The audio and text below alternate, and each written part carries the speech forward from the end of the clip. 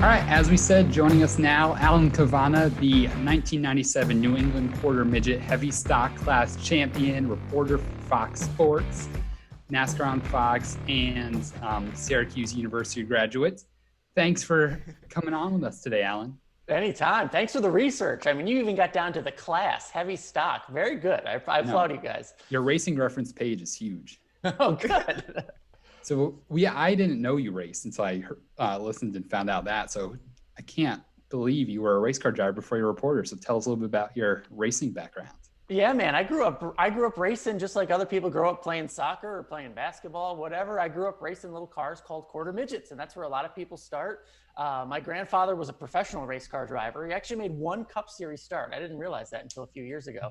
But then my dad did it a little bit, and then I grew up racing quarter midgets with my cousins. And you reach that point, you guys know in racing where you either run out of talent or money. And I just like to think I ran out of money, not talent. I was plenty good. But I grew up in Connecticut. I grew up, doing it with Joey Logano and other big names that came through. I remember, Reed Sorensen coming for the Nationals, other big names. Aaron Crocker's a big name. Doug Colby, a modified driver. I mean, all those people. We all were kids racing, wow. And then we're kind of all still in it in one way or the other. Alan, you said you had the talent. You remember how many races you won? No, I don't actually. I actually won a lot. I mean, I had like 100 trophies as a kid. Really? I was definitely spoiled. And I did win a lot and went out as champion, New England champion in my class. And it was a good deal, man. That's the way to go right there. Absolutely. Pretty sweet. So I know you grew up in Connecticut, and I'm also a fellow Northeaster, and I know there's not many NASCAR fans up that way. So were there many NASCAR fans growing up? Did you know many NASCAR fans, or were you like the weird kid like we were watching NASCAR as a kid? 100% the weird one. I was the only kid in 6th grade wearing a Rusty Wallace shirt every day to school. I mean, really, I had 5 of them, and I would wear them Monday through Friday. And you did. It felt lonely kind of growing up as what felt like the only NASCAR fan, at least in school. I mean, there are plenty of tracks. I mean, there's dirt tracks, there's modifieds, there's obviously a racing culture up in the Northeast, but not as prevalent as the other sports. And so, yeah, I did feel like the weird kid. And I think that's kind of what binds NASCAR fans together in general. But that's certainly how I grew up. I was the Rusty fan, and, I would be the only one watching racing on Sundays, but it worked out, right? Yeah. Alan, I'm going to have to be the bigger man here. And you mentioned how when you agreed to come on the show that I had to say Syracuse was the premier journalism school. So there you go. I hope you're happy with that. But the path from Syracuse to where you are now at Fox Sports, you've been to a bunch of different places. Can you kind of tell us what path you took to eventually get to Fox Sports? Yeah. So once the racing thing didn't work out, ran out of money, again, not talent, but I wanted, I'm an only child. I wanted to be on television. And so I really set my sights on that, and I wanted to cover racing on TV. So I did. I went to the greatest communication school in the world, Syracuse University. That worked out.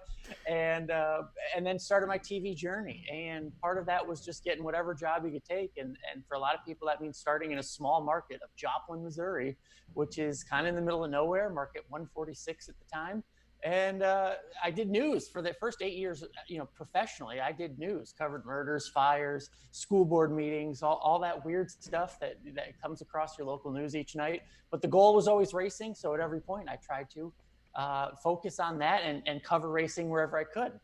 Joplin happens to be the hometown of Jamie McMurray. Mm-hmm. So when Jamie McMurray would race in Kansas, I tell the sports people, hey, can we go there? Can we go there? And the sports people didn't know about NASCAR, so they let me go up there with the photographer who knew a lot about NASCAR. So we got to go and do stories, and that, each time along the way, I got to get a little more on my tape and just have that experience at the track. And then eventually moved on to Evansville, Indiana, which is close to the Brickyard. So we got to cover the Brickyard. And then the goal for everybody, right, in racing is to kind of get to Charlotte. And eventually the news path worked out to get to Charlotte, and it just blossomed from there. You mentioned cutting your teeth in Joplin and covering everything from murders to fires and school boards. Were there any, weird stories you remember that, stick out to you that you had to do? 100%. I covered, just along the way, I covered a dog named Head. I don't think I say that. Yeah, someone. This was actually in Evansville, in Union County, Kentucky. We got a call that someone had buried their dog in the public cemetery, and the dog's name was Head. Oh my God. And so we're like, this has to be nuts, right? So we go there, and it's a big cemetery. Like, how are we going to find this? You look in the distance, there's a nice flagpole, and at the bottom of the flagpole, there's one grave at the bottom of the flagpole. There are no other graves for miles. That look. And so we go up to that one grave, and it's this big headstone, and engraved in it is Head. Oh my God. And so, yeah, that was a popular one. And there's always something. There's a bunch of crazy stories along the way. And it definitely, reality is way better than anything you could ever make up. Like, you could ever write that story and be like, that would never happen. Oh no, it happened. Wow, that is very unique right there. I know you have a dog, and that was very nice of you to not name your dog that. No, well, fortunately, my wife named him, because the next dog we get is going to be named that. Yeah. So I heard a story you told on a different podcast you were on a few years ago that you started out in NASCAR, like going in the garage and ambushing drivers to interview them and kind of stuff. And so that's kind of how Andrew and I all started out when we were really young. So can you tell us a little bit about that, going up into drivers and just kind of in the garage, no media access, or just kind of going up and talking to them and asking if they have a moment for an interview? Yeah, that just goes back to being young and not knowing the rules, right? I mean, you guys, at your ages already, you're already garage veterans, so you know there are rules, right? There are certain times where drivers get interviewed. There are PR people that you have to ask to interview these drivers. When I first got there, I didn't know any of this. I was, reporting in Joplin, and I knew we had to get the story, right? I mean, we were there, sent on special assignment. We had to talk to Jamie McMurray. We had to get some of these people. I didn't know there was schedules or press conferences or anything like that. And so we get to the track, and they're like, no, you can't talk to anybody. You missed it all. And I was like, oh, no. Because we had to deliver, right? I couldn't just call back and be like, oh, no, we can't talk to anybody. You just paid to have us come up here. So it just involved me and the camera guy and photographer running around the garage, just sticking the mic in people's faces, and they just started talking to us. And I thought that's how it went. I mean, first thing I ever did was talk to Rusty Wallace, this guy right here, my favorite. We got Jamie McMurray. I remember running, I think Dale Jr. at the time was coming out of like the porta potty, and we just like ambushed him with a camera. Like, you can't do any of that. It's hard to explain to people, just like how the PR people will just tackle you now if they were ever to see you do such a thing. But we had, in my head, we had to get these interviews, and there was no other way. And it ended up working out back then. But just thinking back on what we did to get those interviews, and how I would never attempt to do that now, because you would just burn so many bridges so quickly. But hey, it worked out. I love looking at like old videos of like myself doing the same thing running through the garage, and I think like, how did we get away with that kind of thing? And like, how did people let us do that? Do you kind of feel the same way? Absolutely, because you're just so it becomes very, we're in the NASCAR bubble, right? I mean, you guys are young, but you still know how that all works, right? Yeah, I mean, we're all kind of the same traveling little circus, so you know everybody. There aren't many kind of outsiders that come and cover the sport every week, especially now. But back then there were, and I was one of them. You were one of them at one point. I remember just, getting in, at that beginning level, and you don't know the rules, right? And people, it's like you're either an insider or an outsider. Like, no one kind of teaches you right away. Like, there's no crash course in how it all works. And so you had to get it done. And that's something that's always been a positive for me, is that like, I always kept the goal in mind, right? The goal was to get something on air at 6 p.m. It didn't matter if someone was yelling at me or if there were rules to break, or I didn't know there were rules, because you had to get the job done, because that's all, they're paying you. So that has always benefited me. I always had that mindset to get it done. So you talked about getting into the sport and breaking in, and again, on this other podcast I was listening to with you, you talked about your first NASCAR break, interviewing Jeremy Mayfield at his house, kind of just showed up as a local news reporter to get the story, and then he happens to roll up as you're walking away. So can you talk a little bit about how that kind of broke your or introduced yourself to like the greater NASCAR industry? Yeah, that was a big one. Now, again, NASCAR had always been the goal, right? So that gets me to Charlotte. Once you get to Charlotte, NASCAR is a way of life. It's an economy. It's an ecosystem. There's a lot of stuff, not just sports related. So I'm constantly pitching to, my news people about, economy stories. The economy was terrible then. People were losing their jobs, all that stuff.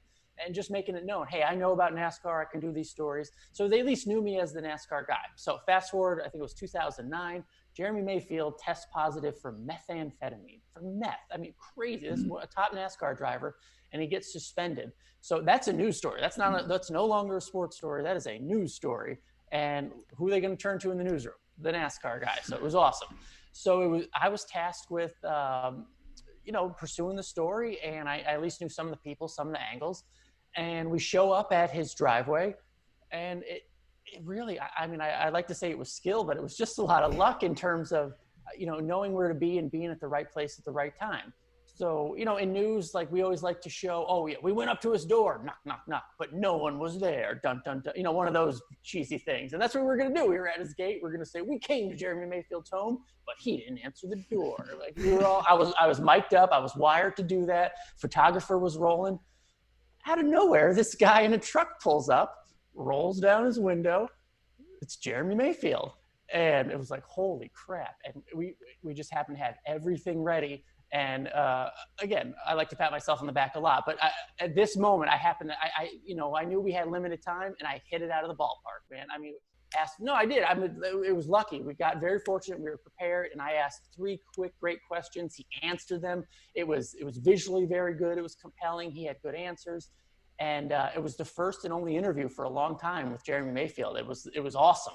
And we rushed that to air, and it was a big deal. It was a big deal just in the news wise, but it was a big deal for me because obviously I wanted to break into the NASCAR side of things. And, that interview ran on SportsCenter. That interview ran on Sirius XM. And at the time, I know you guys are too young to remember this, but Twitter was just getting to be a big thing, and or was getting bigger at least. And on Twitter, I was only a NASCAR person at Copa Cavanna. All I talked about was NASCAR. I didn't really talk about, new stuff that happened day to day. So between Twitter being the NASCAR guy and having kind of at least something of a voice on there and other people getting to know me on there, I suddenly became, the guy who talked to Jeremy Mayfield. Being on TV and getting that interview and then having that Twitter presence, they kind of converged and blew up. And it definitely got me noticed. Now, it didn't get me into the NASCAR world for another 3 or 4 years almost, but it got me noticed, in hindsight. I heard from people at Speed here, why didn't our reporters get that interview, stuff like that. And it at least put me on the radar. So being there in the right place at the right time, I'll never forget that day because Jeremy Mayfield's plight, man, he didn't have to talk to me, and he did. And it made for, a good career for myself. You mentioned like you hit it out of the ballpark, and it was in a moment where you weren't even expecting to talk to him. You had to think on your feet. And that's a lot about what your job is now as a pit reporter working on live TVs. You got to roll with what happens. And let's kind of shift to what's going on right now with coronavirus. You're at the track. You're inside talking to drivers. How is it different doing your job now with coronavirus and the limited access that you're given? And, what's it like being at the racetrack?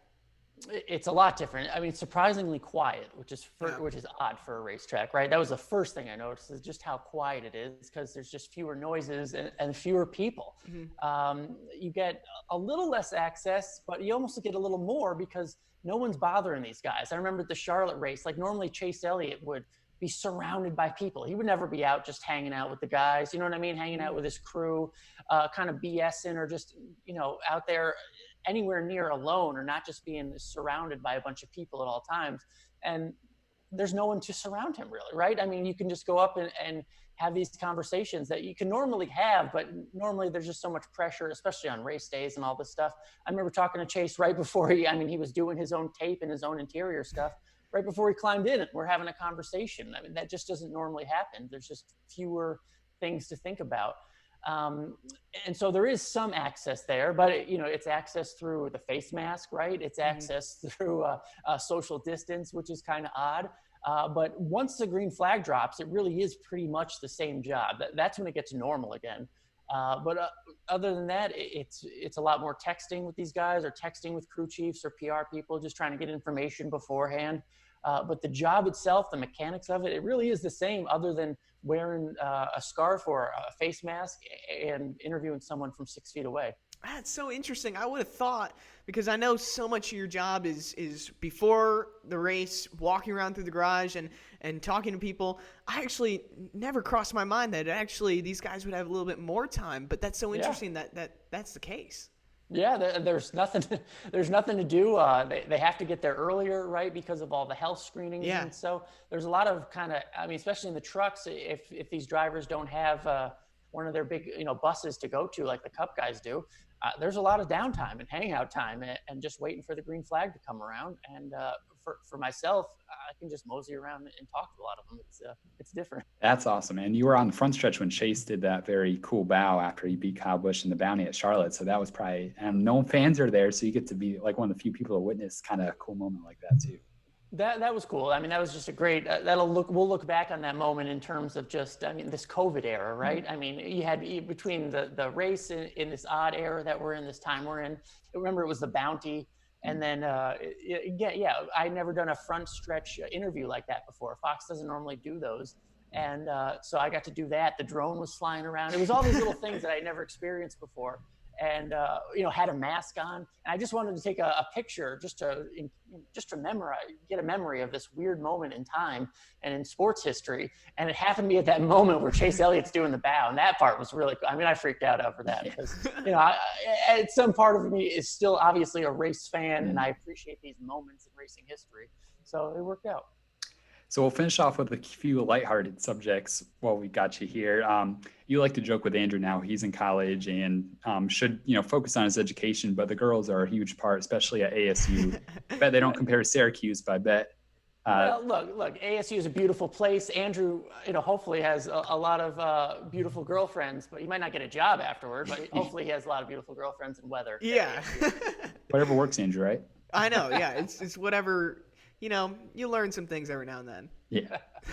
So I heard your story of how you met your wife is pretty unique and how you originally connected with her on social media. So I want you to tell us that story quickly and then maybe share any dating advice you have for us, young 20-year-olds and young 18-year-olds. Oh, I don't know if you want advice from me, only because you may consider me something of a stalker when you hear this story. So yes, both my wife and I were local news reporters in Charlotte. She covered like the higher part of South Carolina. She was at a kind of a different station at that time. But so that I get sent to Rock Hill, South Carolina. We were both covering the same trial. And it was a trial for this scummy guy. He was a driver's ed teacher who would expose himself during driver's ed instruction. Wow. And real creepy stuff. So, but this is where I meet my wife, right? My future wife. We're in the same courtroom. I see this stunningly beautiful and talented person, and she is kicking ass in there. And I'm like, who is this person? And I remember we struck up a conversation, and this was back when we didn't all have laptops and all this stuff. And I asked to borrow her laptop so I could send an email. Creeper me logged onto Facebook, which she was logged into her Facebook, and I friended myself. And the rest is history, because then we were Facebook friends, and she never held it against me, I guess. And from there we connected, further on down the line. And then, a couple years later, we're married and happy. That's awesome. That's awesome. You hear about like the going on someone and like friending it on their computer, like in stories, but now we've met someone who's actually done that. That's awesome. Legit story in a courtroom, and and thank goodness we were assigned both that story that day. That's awesome. Alan, really appreciate you taking the time to talk to us on our podcast. You are the first guest. We wanted to have guests on the show, and you were the top name on our list, so we're both big fans of yours, and we really appreciate you coming on. I'm the first one to say yes. That's what yeah, exactly. No, good job. It's good to have the next generation coming up, you youngins. And just don't take my job, take someone else's job. But it's good to have you guys in your contribution to the sport, because like young drivers, we need young media members, and it's good to have you guys. Good deal. Appreciate it, Alan.